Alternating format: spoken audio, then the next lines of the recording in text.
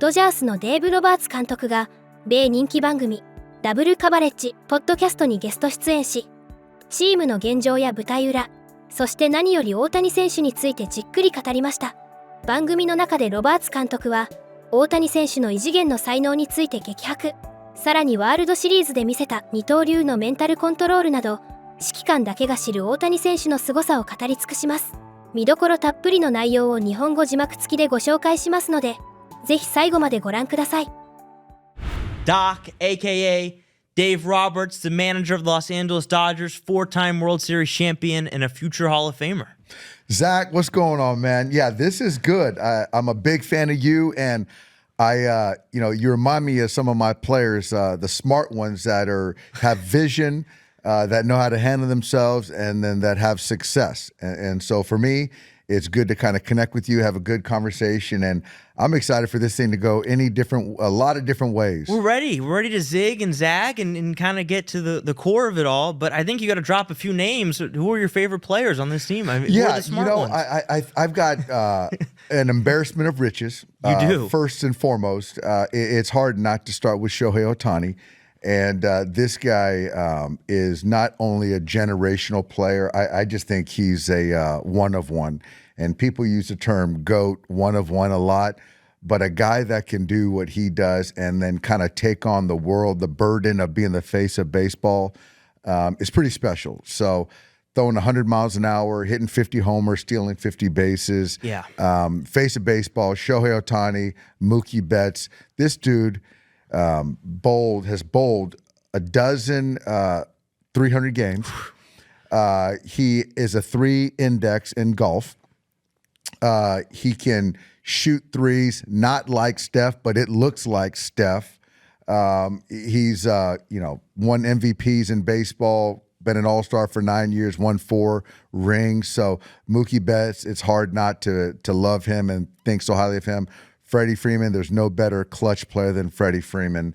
Will Smith, I call him Vanilla because he's our catcher, and he's just a stud. And there's no self-promotion. Clayton Kershaw's the GOAT, just retired this year. So every baseball fan, Dodger fan knows Clayton. 18 years with the same team. How could you not, Zach, How could you right? not? And I don't know if you know, but he played baseball with Matthew Stafford. And he played baseball with Matthew Stafford. Every single NFL game, Matthew Stafford throws that fact out there. No, that's right. But the thing is, though, is that towards the end, when Clayton was going to retire, this was his last year, Matthew was at a lot of his games that he started, and those two guys were on the same high school baseball team. That's crazy, and they still got love for each other. So I've been blessed with a lot of great players. No, it's certainly an embarrassment of riches. And, we start with Shohei. It's so hard to encapsulate what he does because there's nobody that's analogous to what the guy is doing. There's nobody. I mean, we go back to Babe Ruth, but I'm like, it's like Patrick Mahomes if he was a lockdown cornerback. Like, I don't. How do you kind of describe Shohei Ohtani to a casual observer? I think the thing is that it's like two people in one. And I say that because, we win the World Series this year. He starts game 7. He goes almost 3 innings, doesn't have his best stuff, gives up a 3-run home run to Bichette and Bo Bichette. He then has to recalibrate, compartmentalize that he's not pitching anymore. Now focus on the hitting. He gets 2 hits in that game, gets on base a 3rd time, still a good teammate because if you think about this, you start a game, you don't pitch well, you're out mentally. Yeah. But he has to have the capacity to still post as a hitter. And so essentially you're 2 people. So then as he gets ready for a major league game, you're getting ready from the savage killer part of it as a pitcher because you control the game because you're pitching. But on the other side, you're getting ready as a hitter to be ready to take on 5 at-bats. And then not only that is every single player in the ballpark that paid money that night is there to watch him. And you're not talking about just the U.S. You're talking about all of Japan. Yeah. And so to have to take that on, no one's done that. You know what I'm saying? And you got Patrick Mahomes, who is unbelievable. But then now he's not playing middle linebacker or he's Deion Sanders on an island, right? If he was Patrick Surtain too. That's right. That's right. Yeah. Because now you're talking about a quarterback that's on the offensive, and then now you got to go and think about the defense and be locked down. So he's one and of he's one. stealing base. I mean, right. unbelievable. And then you recently told a story about him paying for his teammate's mother's cancer treatment. That's right. And that's the thing is that, and this was on under the radar that I kind of blew the whistle on this a few years ago because, guy we had in camp, and, I try to do things, Zach, early on in spring training and try to get our team together because in spring training, there's a lot of players, right? So pitchers, hitters, veterans, young players, relievers, starters. So my job is to try to make this whole thing work. So what I try to do is introduce a player, and I get to introduce a player, tell about the player, make jokes about the player, make them do some funny things, light hazing. So I don't want to get canceled. It's just light. It's all in fun. And so one of our players said his mom's going through a bout of cancer.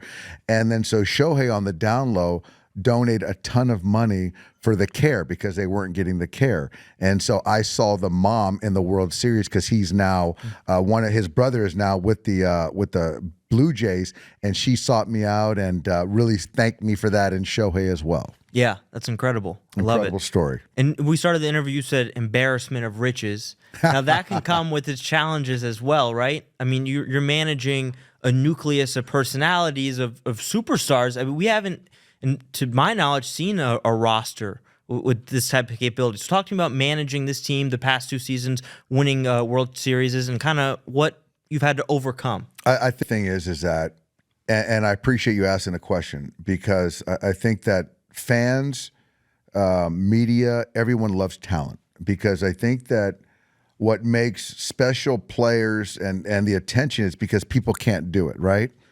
And so the trick is every player has got to feel that they're valued. They've got to get theirs, understand their value, which I completely understand. But to win championships, you got to figure out how to make those individual great pieces work together for the best interest of the group, the team. I manage the Los Angeles Dodgers. So how can we say, okay, the ultimate goal is to win a championship, but along the way, this marathon of a journey, this climbing of a mountain, along the way, you're going to get your flowers at certain points, but we still got to be mindful of the goal. So, yeah, and I mentioned Freddie, Mookie, Shohei. I think for me, I'm just fortunate because those guys are superstars, are the best workers. They're the most humble players I have. And so I think that from that, it just sort of top down feeds it. But yeah, I still got to make sure that, Freddie is valued and Shohei gets his value. But it certainly, Zach, makes my job a lot easier. But it's not easy because everyone's got egos. And, when I have a job that if we don't win the championship, the World Series, one of 30 teams, we failed. And there's nothing in any sport. No team has the expectation that the Los Angeles Dodgers have. No, certainly. And you're not helping. And yeah, we're not helping. We've won 2 in a row. And what's funny, Z, is we have the second parade. And so we're in Los Angeles, and all I could see along in the city of Los Angeles is three-peat. Yeah, no, we're expecting a three-peat. I'm like, hey, man, this is a parade for number 2 Nope. back-to-back. So, but that's what we set ourselves up for. It's all good. No, absolutely. And other teams are spending as well. It's not like the Dodgers are the only ones spending. I mean, we saw the New York Mets and what they did last summer and some early success, but obviously don't end up winning it all. But we've seen across all major sports this dream team moniker, teams spend the salary cap and not get it done. I mean, I recall the Philadelphia Eagles being dubbed the dream team, and it goes up in flames. They don't make the playoffs. The cast of characters, the personalities becomes too much. In basketball, we saw the Phoenix Suns get Kevin Durant and Devin Booker. We saw the Nets have James Harden, Kyrie Irving, Kevin Durant. I mean, these teams, it's hard to fathom how they don't work out, but you need the right type of leader to kind of, blend the personalities and make sure that things go smooth. You do. And I think the thing of it, which I've been managing for 10 years, and we've won 3 championships I'm very grateful for and very proud of. But I do think that it's about the fans, the interest, and I do think that with guys like yourself and social media and just fans in general, when you can put together, when ownership groups of different sports can put together, dream teams or whatever they want to call it, I do think that it piques the interest of the fan and you give yourself a better chance to win. But also on the business side, you're selling tickets and people are watching. There's better viewership. So, you know, when you're getting great teams in the NFL, you're getting great teams put together in the NBA. Only one team can win. And when you're doing the same thing in baseball, you know, again, there's only one winner. But I do think that the ride this season makes it much more fun for everyone watching. Yeah. And a lot of critics have called out you guys for your tons of spending, right? $1 billion payroll. But I thought you had a really good rebuttal that I'd like you to expand on, talking about that teams should have a minimum spend. My hometown Marlins don't spend anything. So talk to me about that and kind of how a salary cap could be implemented in baseball. Yeah, you know, it's going to be interesting because, you know, when I was talking to Kevin Hart about this, it was like, you know what, and Keenan Thompson, it was like, I do think that I have an opinion. I have a right to an opinion. There's two sides, because obviously you're looking at the ownership side, and the owners, you know, want to manage spending. And this is just a rudimentary kind of way of thinking about it. They want to kind of suppress, control spending, control it. And then on the player side, they want free will, free spending. And, you know, they don't want a ceiling, and they want a free market. And so I was a former player. I'm now a manager. My number one thing is I'm a baseball fan. So I think for me it's to each his own, but I do think that, you know, I want competition, and I think we all want competition. So you want parity.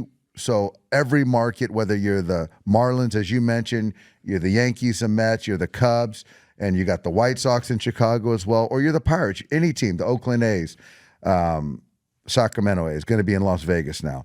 You want parity. So I think for me, I love spending. I think the fans deserve it. What I can speak to is the Dodgers. We drew 4 million fans last year, which was more than any sports franchise in the world. Wow. Bar none. And so what we do is we put a lot of our money back into the players, you know, from TV contracts to ticket sales. We put that back. And I think that's what all players respect. And so I don't know how the inner workings for every ball club is, but I do feel, Z, that baseball is in the best place that it's ever been in. And for me, again, number one as a baseball fan, I don't want a stoppage in play. I want to keep that momentum going because I think that the players deserve it. I think the fans deserve it. What was a moment for you this postseason where you bet on someone to make a play? A moment, I bet on Miguel Rojas. I bet on Miguel Rojas, who's a veteran player from Venezuela. He's got 10 years of service. You know, he was a utility guy for us. I just love Miggy Rowe. And he wasn't playing in the postseason starting, but I felt we were down 3-2 to the Blue Jays going to Toronto. And I said, you know what? I'm going to bet on Miguel Rojas. I need to bet on Miguel Rojas. And nothing in analytics would say that I would bet when Max Scherzer, future Hall of Fame, was starting that game that he should play.